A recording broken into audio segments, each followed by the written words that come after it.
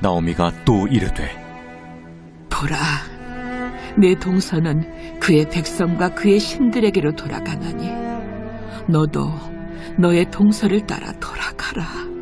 하니 룻이 이르되 내게 어머니를 떠나며 어머니를 따르지 말고 돌아가라 강건하지 마옵소서. 어머니께서 가시는 곳에 나도 가고 어머니께서 머무시는 곳에서 나도 머물겠나이다. 어머니의 백성이 나의 백성이 되고 어머니의 하나님이 나의 하나님이 되시리니 어머니께서 죽으시는 곳에서 나도 죽어 거기 묻힐 것이라. 만일 내가 죽는 일 외에 어머니를 떠나면 여호와께서 내게 벌을 내리시고 더 내리시기를 원하나이다. 나오미가 룻이 자기와 함께 가기로 굳게 결심함을 보고 그에게 말하기를 그치니라. 이에 그 두 사람이 베들레헴까지 갔더라. 베들레헴에 이를 때 온 성읍이 그들로 말미암아 떠들며 이르기를 얘가 나오미냐? 나를 나옴이라 부르지 말고 나를 마라라 부르라. 이는 전능자가 나를 심히 괴롭게 하셨음이니라. 내가 풍족하게 나갔더니 여호와께서 내게 비어 돌아오게 하셨느니라. 여호와께서 나를 징벌하셨고 전능자가 나를 괴롭게 하셨거늘 너희가 어찌 나를 나옴이라 부르느냐 하니라. 나오미가 모압 지방에서 그의 며느리 모압 여인 룻과 함께 돌아왔는데 그들이 보리초소 시작할 때에 베들레헴에 이르렀더라. 복음 위에서 삶의 길을 함께 걷는 신앙 공동체인 사랑하는 기류의 교회 교우 여러분, 아침을 여는 묵상의 자리에 올라오심에 주님 이름으로 축복합니다. 요즘 시대는 할 만큼만 하고 빠지자라는 말이 통용되는 세상입니다. 누가 더 하려고 들지 않고 적당히 선을 긋는 것이 마치 지혜처럼 여겨지죠. 그런데 말이죠. 세상에 이런 친구가 있습니다. 회사를 퇴직하니 모두가 자신에게 등을 돌릴 때 끝까지 곁을 지켜주는 친구이죠. 왜 그랬냐 물으니 이렇게 말하더군요. 내가 너를 떠나면 너가 그 외로움을 어떻게 견디겠어? 그래서 내가 너 곁에 함께 있는 거야. 여러분, 룻이 바로 그런 사람입니다. 할 만큼이 아니라 사랑하는 만큼 머무는 사람. 복음은 그런 사랑을 말합니다. 나오미는 두 며느리에게 각기 너희 어머니의 집으로 돌아가라. 자신이 더 이상 남편을 만들어줄 수 없다 말하며 새로운 삶을 시작하라 권고하죠. 이에 오르바는 그녀의 백성과 신들에게 돌아갑니다.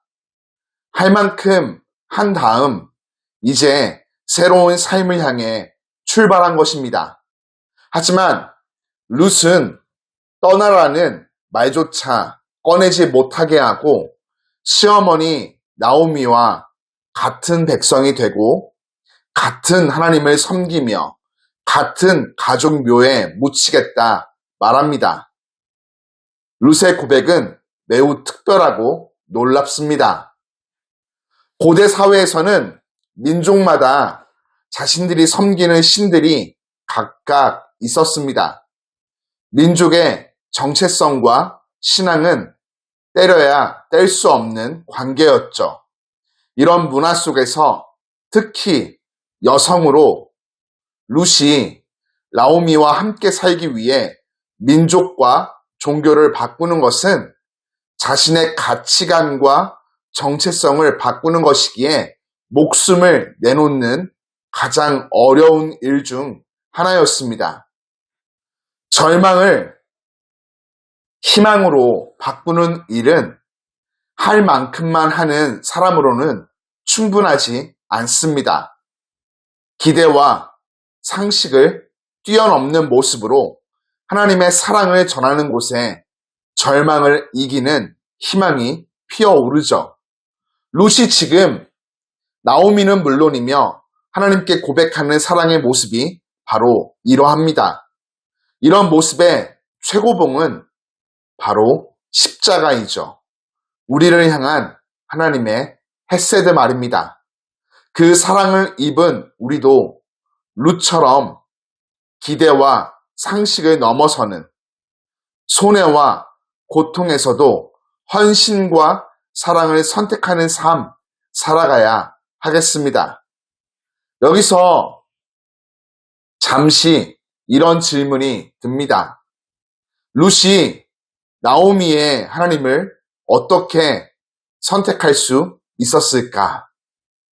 그 하나님은 자기 백성에게 먹을 것을 주지 않아 고향을 떠나게 한 하나님이며 나오미를 순식간에 과부와 두 아들을 잃은 부모가 되게 하였고 룻 자신 역시 과부로 만든 하나님 아니던가요?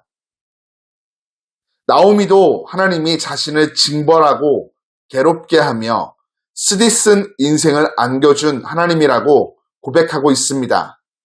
그럼에도 불구하고 룻이 여호와께 기대를 걸게 한 것은 무엇일까요? 화사하고 밝으며 찬란하고 유쾌한 것이 참된 믿음의 필요 충분 조건은 결코 아닙니다.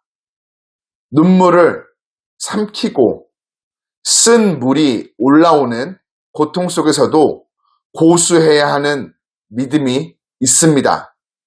저는 그것이 하나님을 선택하는 우리의 신앙이라고 생각합니다. 안전하고 편한 신앙이 아니라 풍요의 강물이 흐르는 부요한 땅에 살 때에도 거친 광야 같은 인생길을 걸어갈지라도 언제나 우리의 신앙이 하나님만을 바라보며 선택하는 믿음의 삶을 살아가야 하겠습니다. 드디어 나오미와 룻이 베들레헴에 도착하게 됩니다. 그들로 인해 성읍은 소란스러워졌죠. 베들레헴 여자들이 그가 정말 나오미냐고 물을 만큼 나오미의 행색은 충격적이었습니다. 이에 나오미가 다음과 같이 말합니다.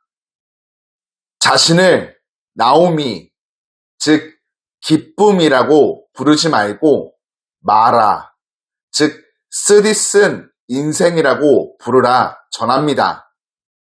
전능자가 나를 괴롭게 하셨다.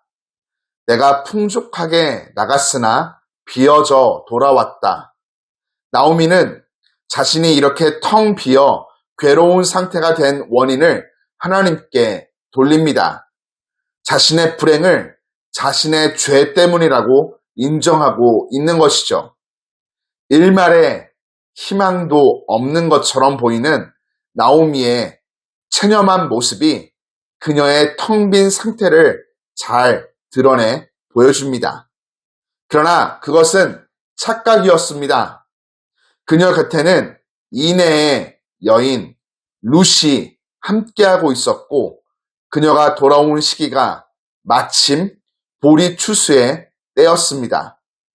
나오미는 하나님이 자기에게 왜 가혹하신지 몰랐던 것 같이 그녀가 의식하지 않는 이 조건들이 어떤 의미가 있는지도 지금 깨닫지 못하고 있습니다.